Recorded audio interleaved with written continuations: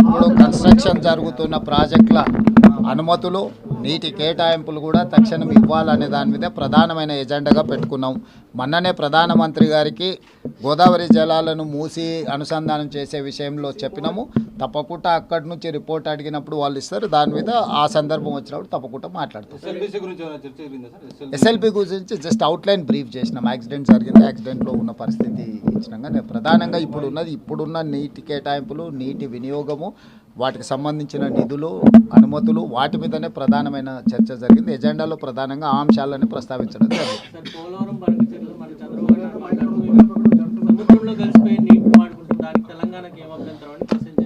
ఇప్పుడు మాకు నికర జలాల మీద కడుతున్న సమ్మక్క సారక్క కావచ్చు,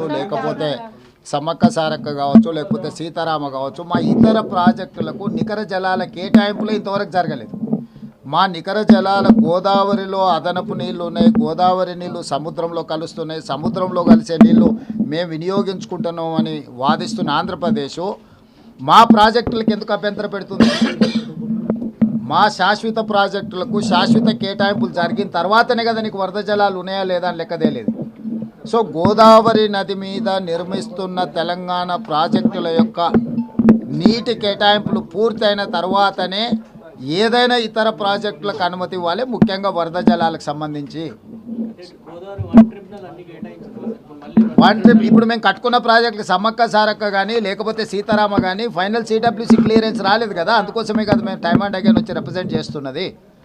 ఆంధ్రప్రదేశ్ కూడా వాటి విషయాల్లో అభ్యంతరాలు పెట్టింది కదా. ఆంధ్రప్రదేశ్ ఎందుకు అభ్యంతరాలు పెడుతుంది? ఆంధ్రప్రదేశ్ ఒక పక్కన వరద జలాలు ఉన్నాయి, వరద జలాలు సముద్రంలో కలుస్తున్నాయి, సముద్రంలో కలిసే జలాలను మేము గోదావరి జలాలను బంకచెరువుల ద్వారా ఈవెన్ కృష్ణా బేసిన్ కూడా తరలిస్తామంటున్నారు. ఒకవేళ మీరు ఆ నీళ్ళను వినియోగించుకోవాలనుకున్నప్పుడు మా ఉన్న ప్రాజెక్టుల యొక్క అనుమతులకు ఎందుకు అభ్యంతరం పెడుతున్నారు? రేపు భవిష్యత్తులో మా ప్రాజెక్టులు పూర్తయి ఆయకట్టు స్థిరీకరించకపోతే మీకు టేలెండ్లో కట్టుకున్నా లేకపోతే వరద జలాల బేసిన్ మీద మీరు కట్టుకున్న ఆయకట్టు స్థిరీకరించబడితే రేపు నీటి కేటాయింపుల సందర్భం వచ్చినప్పుడు స్థిరీకరించిన ఆయకట్టుకు నీళ్ళు కేటాయిస్తామంటారు. అప్పుడు శాశ్వతంగా ఈరోజు మాకు కృష్ణాలో వచ్చిన సమస్య ఏంది? కృష్ణా డెల్టాలో ఆయకట్టు స్థిరీకరించడం వల్ల ఈరోజు 811 టీఎంసీలు కృష్ణా నదిలో అందుబాటులో ఉన్న 512 టీఎంసీలు ఆంధ్రప్రదేశ్ వినియోగించుకుంటుంది, 299 మాత్రమే తెలంగాణ వినియోగించుకుంటుంది.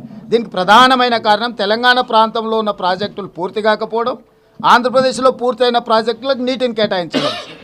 మళ్ళీ కృష్ణా నది మీద ఏ సమస్యనైతే ఎదుర్కొంటున్నామో అలాంటి సమస్యనే గోదావరి నది మీద మేము ఎదుర్కోవడానికి సిద్ధంగా లేము.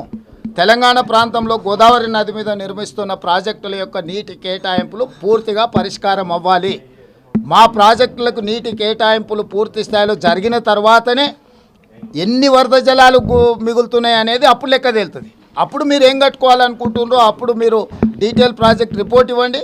అప్పుడు జిఆర్ఎంబీలో చర్చ చేసి అప్పుడు వాటికి అభ్యంతరం ఏదైనా ఉందా లేదా అనేది అప్పుడు చర్చ చేస్తాం.